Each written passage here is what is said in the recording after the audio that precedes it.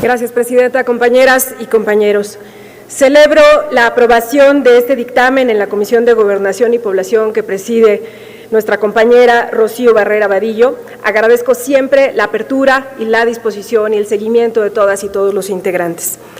Se propone este día en el mismo sentido que lo hace Naciones Unidas para declarar el 9 de diciembre de cada año como Día Internacional contra la Corrupción.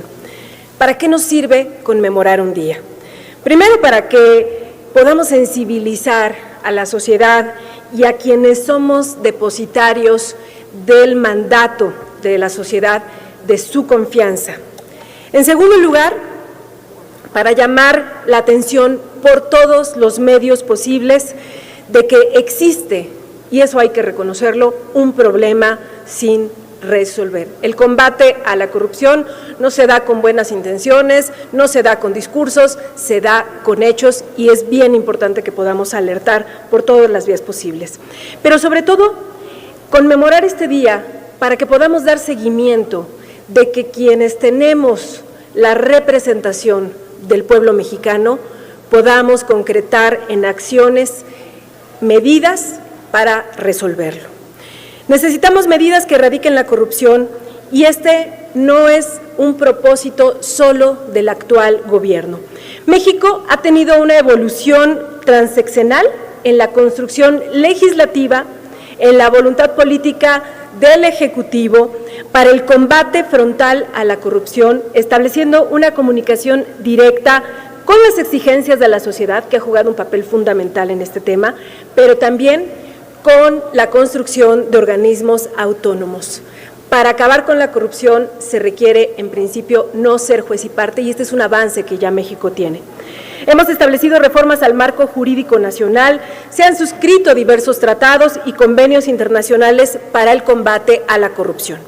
En el grupo parlamentario del PRI, en mi trabajo como legisladora y en el servicio público, siempre hemos estado en contra de la impunidad, y por mi conducto, el grupo parlamentario del PRI ratifica su compromiso a favor del combate a la corrupción, siempre alentando los principios de transparencia y de rendición de cuentas.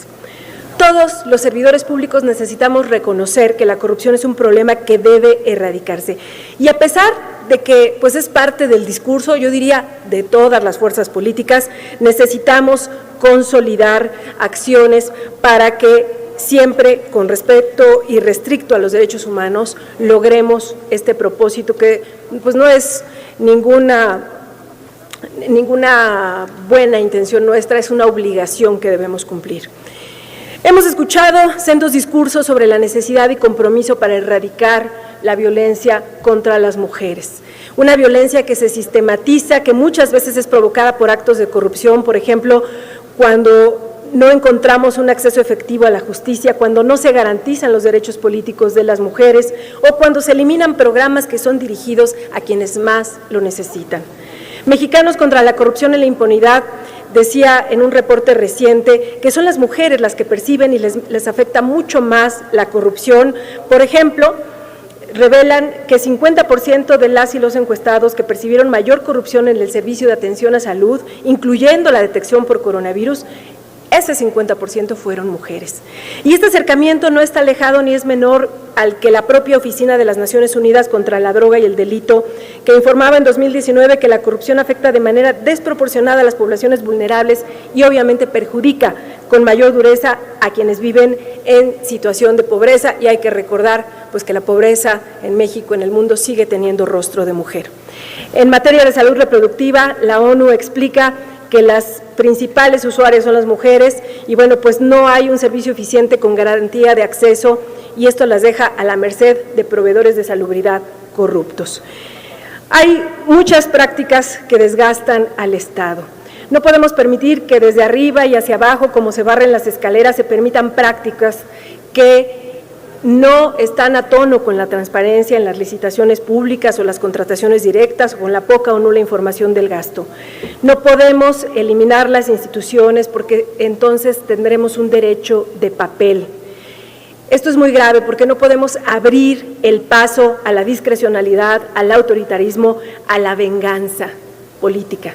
Lo que México hoy exige es justicia, y es lo que merece la sociedad de la que también somos parte. Hoy celebramos poder tener este día para la rendición de cuentas y la transparencia.